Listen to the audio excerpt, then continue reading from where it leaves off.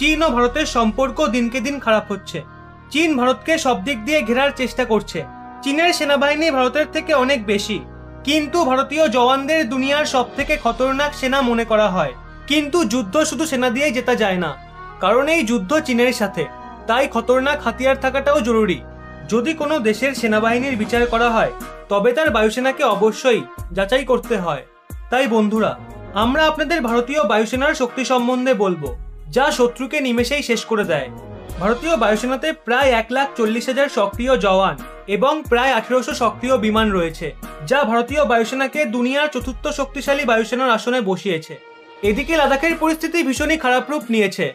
চীন শুধু সুযোগের অপেক্ষায় আছে, তাই ভারতের তরফ থেকে এলএসিতে কড়া নিরাপত্তা জারি করা হয়েছে। ভারতীয় বায়ুসেনা অলরেডি সেখানে টহল দিচ্ছে। ভারতের সুখোই 30 MKI যুদ্ধবিমান হিন্দুস্তানের সেই শক্তি, যা শত্রুপক্ষকে ছিন্ন ভিন্ন করতে একাই যথেষ্ট। যখনই আকাশে যুদ্ধের কথা ওঠে তখনই সবার আগে নাম আসে সুখোই 30 MKI এর। আকাশে ওড়াকালীনই এই বিমান তেল ভরতে পারে, নিচে নামার কোনো প্রয়োজনই হয় না।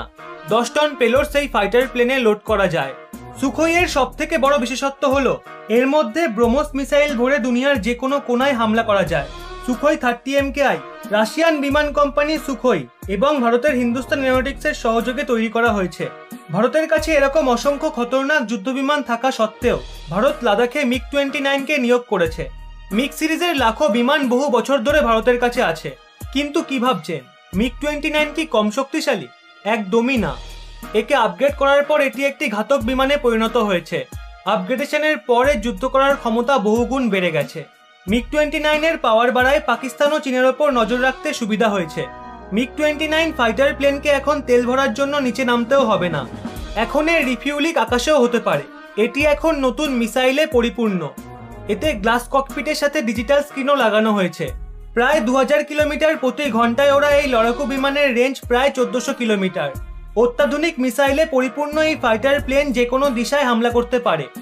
হেলিকপ্টার অ্যাপাচি বিশ্বের সবথেকে খতরনাক লড়াকু হেলিকপ্টার ভারতীয় বায়ুসেনায় সামিল হওয়ার পর বায়ুসেনার শক্তি অনেকটাই বেড়ে গেছে। শত্রুপক্ষের জম এই হেলিকপ্টার 1 মিনিটে 128টি লক্ষ্যবস্তুর ওপর হামলা করতে পারে। হেলিকপ্টারের মুখ্য পাইলট পিছনে উঁচু সিটে বসে হেলিকপ্টারটি কন্ট্রোল করে, আর অন্য পাইলট নিশানা লাগিয়ে ফায়ার করে। অ্যাপাচি হেলিকপ্টারের নিচে লাগানো রাইফেলে একবারে 30 mm এর 1200টি গুলি ভরা যায়। 16 অ্যান্টি ট্যাঙ্ক মিসাইল ছাড়ার ক্ষমতার জন্য একে খতরনাক মানা হয়। দুটি ইঞ্জিনের এই হেলিকপ্টারের গতি ভীষণই দ্রুত হয়। অ্যাপাচি হেলিকপ্টার 3 ঘন্টার থেকেও বেশি সময় ধরে উঠতে পারে, যেই কারণে এই হেলিকপ্টারকে লাদাখে নিয়োগ করা হয়েছে। হেলিকপ্টার চিনুক হেলিকপ্টার গত বছরেই ভারতীয় বায়ুসেনাতে সামিল হয়েছিল। এই হেলিকপ্টার রাতে উঠতে এবং অপারেশন করতে সক্ষম। সব থেকে বিশেষ ব্যাপার হলো একে যে কোনো ঋতুতে ব্যবহার করা যায়।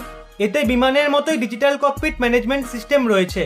চিনুকের 11 টন পেলোড এবং 45 জন সৈনিকের ভার বহন করার ক্ষমতা রয়েছে। ঘন কুয়াশাতেও এটি অ্যাকশন নিতে সক্ষম। এই হেলিকপ্টার ভীষণই মুশকিল থেকে মুশকিল জমিতে কোঅপারেট করতে পারে। এই হেলিকপ্টারটি আমেরিকান কোম্পানি বোয়িং বানিয়েছিল।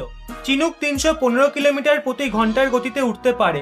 এই মাল্টিরোল ভার্টিক্যাল লিফট প্ল্যাটফর্মওয়ালা হেলিকপ্টার সৈন্য ও যুদ্ধ সামগ্রীকে একসাথে বহন করতে পারে।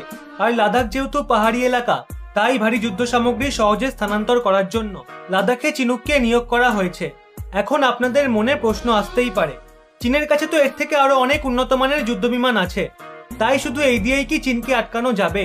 হ্যাঁ, এটা ঠিকই যে চীনের কাছে ভারতের থেকে আরো অনেক পাওয়ারফুল এয়ারক্রাফট আছে, কিন্তু একটা বিষয় ভালোভাবে লক্ষ্য করুন। চীন এবং ভারতের সংলগ্ন এলাকায় তিব্বত অবস্থান করছে, যার উচ্চতা প্রায় 4000 থেকে 5000 মিটার। আর এলএসিতে আসতে গেলে চাইনিজ এয়ারক্রাফটকে তিব্বত অতিক্রম করে আসতে হবে। এমনিতেই তিব্বত 5000 মিটার উচ্চতায় অবস্থান করছে, তারপর আবার বিমানটিকে আরো 5000 মিটার উঁচু থেকে উড়ে আসতে হবে। অত উঁচুতে ওড়ার জন্য ওদের জেট ইঞ্জিন লাগানো থাকে ঠিকই, কিন্তু জেট ইঞ্জিন চলার জন্য অক্সিজেনের প্রয়োজন হয়। অক্সিজেন ছাড়া জেট ইঞ্জিনের ফুয়েল জ্বলবেই না। কিন্তু অত উচ্চতায় অক্সিজেনের মাত্রা অনেক কম থাকে, যেই কারণে ওই ইঞ্জিনের ক্ষমতা কমে যায়। আর ইঞ্জিনের ক্ষমতা কমে গেলে 5th জেনারেশন প্লেন হোক বা 6th জেনারেশন কোনো কাজেই আসবে না। ইঞ্জিন যতই পাওয়ারফুল হোক না কেন, অক্সিজেনের মাত্রা কম হলে ইঞ্জিনের পাওয়ার অটোমেটিক কমবে। আর সেই সমস্যা দূর করার জন্য কম হাতিয়ার লোড করতে হবে। আর অতটা দূরত্ব অতিক্রম করে আসায় চাইনিজ এয়ারক্রাফটের ফুয়েলও কমে যাবে। কিন্তু উল্টো দিকে ভারতে কোনো পাহাড় পর্বত না থাকায় ভারতীয় বায়ুসেনা ওই এলাকায় সহজেই নিজেদের আধিপত্য বজায় রাখতে পারবে। এহেন পরিস্থিতিতে যদি যুদ্ধ বাধেও, আপনাদের কি মনে হয় কোন দেশ জিতবে? চীন নাকি ভারত? যথাযথ কারণ সহ কমেন্ট বক্সে আপনার মতামত পেশ করবেন।